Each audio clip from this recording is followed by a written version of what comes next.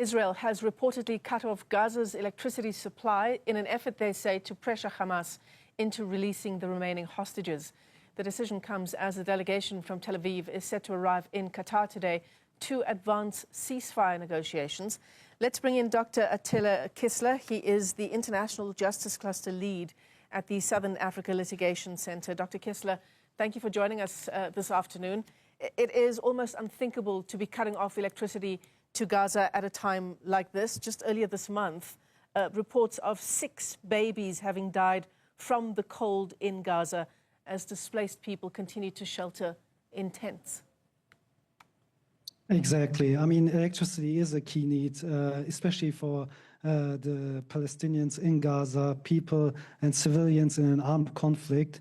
And in that context, and in this context, cutting off the electricity can actually form part of war crimes or crimes against humanity. And unfortunately, this is not the first time that the Israeli side or Israeli government has decided to cut off electricity. It happened before and actually forms part of the legal analysis of the International Criminal Court and the International Court of Justice.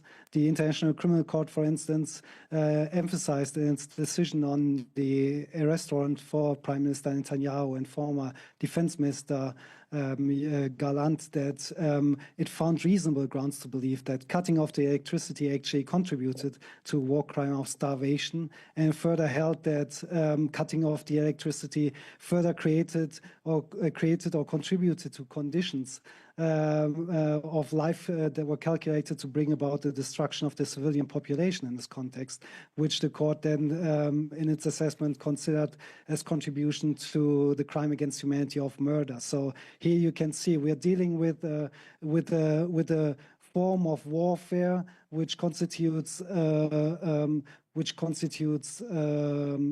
form of collective punishment, which is a clear violation of international law.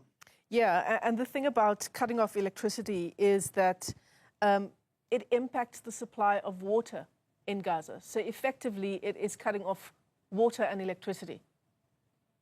Exactly. I mean, it goes way beyond about not having electricity. It impacts the access to water, access to food, heating in these cold months. So it goes beyond just like having electricity and having the lights on in the night in this context.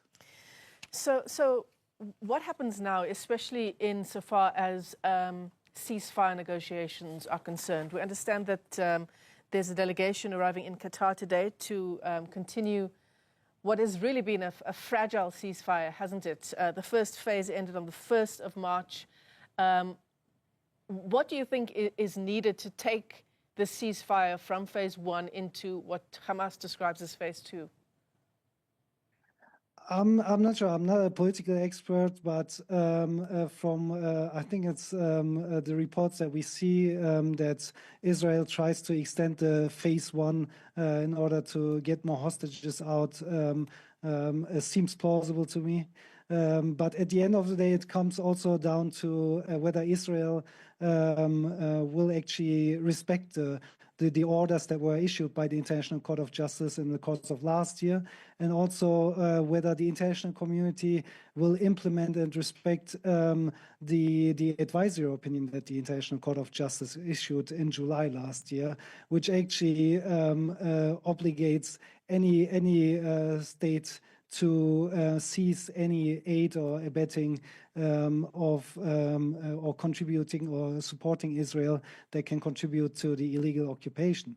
So in that regard, I think it's this move by Israel and indicates that there is no, at this stage, I mean, we will see how those talks go, but at this stage, there's not great interest in getting into serious negotiations about ending this war. So Dr. Kisla, it's water, it's electricity, but it's also just the general blockade around any aid entering Gaza. Exactly, and that's the big issue here. I mean, it's not the first time that we are discussing the issue of not allowing any humanitarian aid into Gaza. It's since the first provisional measure at the early last year, we have been discussing this issue, and in the second provisional measure from March last year, the International Court of Justice actually emphasized that. That Israel must allow humanitarian aid, including electricity. So the court is well aware of the importance of electricity in this context. Unfortunately, from the Israeli side, we haven't seen much implementation, and one will have to see how whether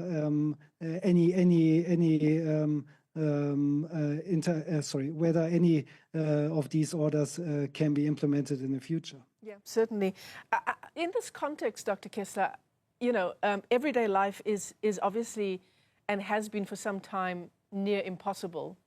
But how do life-saving organizations like hospitals, doctors, nurses who are there to help, how do they work in a context of no clean running water, no electricity? I cannot even imagine how people work in these conditions. And that's why this cutting off the electricity forms part of these international crimes, war crimes and crimes against humanity, because international law knows about the importance of having electricity in order to keep a basic infrastructure going and just saving lives, civilian lives here. So I think in that regard, we need to see not only action from the Israeli side, but we also need to see more actions from the international community, and not only see words of condemnation or calls for adherence to international law. We need to see more action that implements these kind of orders that we have seen by the International Court of Justice, but also by the International Criminal Court, to hold these individuals responsible. Dr. Atilla Kisla, let me thank you for your time this afternoon. Thanks for joining us. Unpack this latest decision by Israel to cut off Gaza's electricity supply. Dr. Kisla is the International Justice Cluster Lead at the Southern African Litigation Center.